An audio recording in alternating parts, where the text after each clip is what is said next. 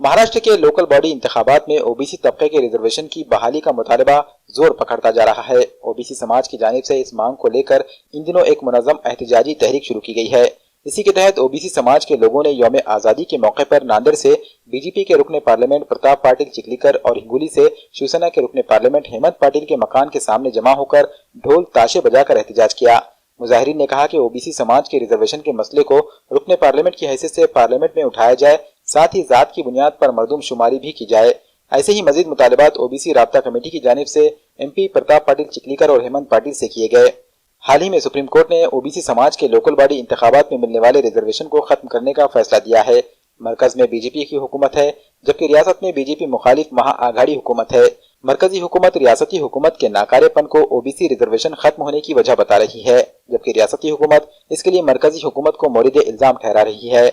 एहतजाजी OBC समाज का इल्जाम है कि मरकज और रियासत में चल रहे इल्जाम दर इल्जाम की वजह से ओबीसी समाज का बड़ा नुकसान हो रहा है। इस दौरान ये भी इंतबाह दिया गया कि ओबीसी समाज के मुतालिबात पूरे नहीं किए गए तो रुकने पार्लियामेंट के मकानों के सामने शदीद एहतजाज किया जाएगा। ओबीसी समन्वय समितीचे सर्व पक्षीय पदाधिकारी जिल्ह्याचा खासदार म्हणून मला निवेदन देण्यासाठी आले। मी त्यांच्या समक्ष त्यांच्यामध्ये जाऊन त्यांचं निवेदन स्वीकारलेलं आहे। त्यांनी एक नारा दिला,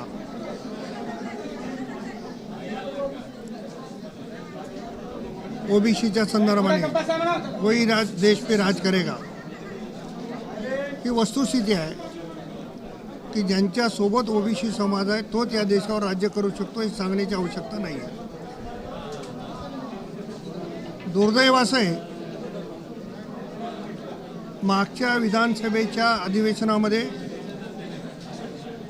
राज्याचे तत्कालीन मुख्यमंत्री आणि विरोधी पक्षनेते आदरणीय देवेंद्र फडणवीस साहेबांनी ओबीसीचा डाटा आपण उपलब्ध करा, ह्या तारखेपर्यंत जर आपण ओबीसीचा डाटा उपलब्ध केला नाही तर यांच्या आरक्षणाला धक्का लागू शकतो, ही भीती सभागृहामध्ये व्यक्त केली होती। परंतु हे महाविकास आघाडीचं सरकार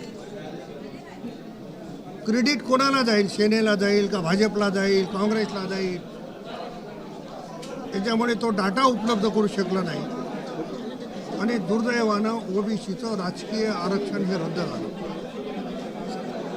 माझ्या माहितीप्रमाणे इतिहासातली ही पहिली गोष्ट आहे। अनेक वर्षापासून चालत आलेलं राजकारण आज भविष्यामध्ये ग्रामपंचायतपासून ते जिल्हा परिषदपर्यंत महापालिकेपर्यंत यांचं आरक्षण राहणार नाही। म्हणजे ह्या सरकारने एक प्रकारे अन्याय केलेला आहे। मग मराठा समाजाला आरक्षण नको, ओबीसीला आरक्षण नको, शेतकऱ्याला पीक विमा नको, शेतकऱ्याला पुरपुडी नको, फक्त यांना वसुलीच्या कामामध्ये व्यस्त असलेले सरकार आहे। आज 15 ऑगस्ट रोजी स्वातंत्र्य दिनानिमित्त नांदेड जिल्ह्याचे दोन्ही खासदार यांच्या घरासमोर आम्ही ढोल बजाव आंदोलन ठेवलं होतं। ढोल बजाव आंदोलन यासाठी ठेवलं होतं की ओबीसीच्या सकल मागण्या ह्या खासदारांनी लोकसभेत मांडाव्या। मागण्या आमच्या अशा आहेत, जातनिहाय जनगणना झाली पाहिजे, म्हणजे ओबीसीच्या हक्काचं जे आमचा हिस्सा आहे तो आम्हाला मिळाला पाहिजे आणि ओबीसीचं राजकीय आरक्षण हे आम्हाला प्रस्थापित राहिलं पाहिजे। आमचं जे आहे त्या मागण्यासाठी ढोल बजाव आंदोलन आम्ही आज इथं दोन्ही खासदाराच्या घरासमोर नांदेडमध्ये ठेवले। पुढची भूमिका काय तुमच्या? येणाऱ्या काळामध्ये अखंड आंदोलन आमचं राहील। येणाऱ्या काळात 17 सप्टेंबरला दोन्ही जिल्ह्यातील सर्व आमदारांच्या घरासमोर हेच आंदोलन, ढोल बजाव आंदोलन आम्ही ठेवणार आहोत।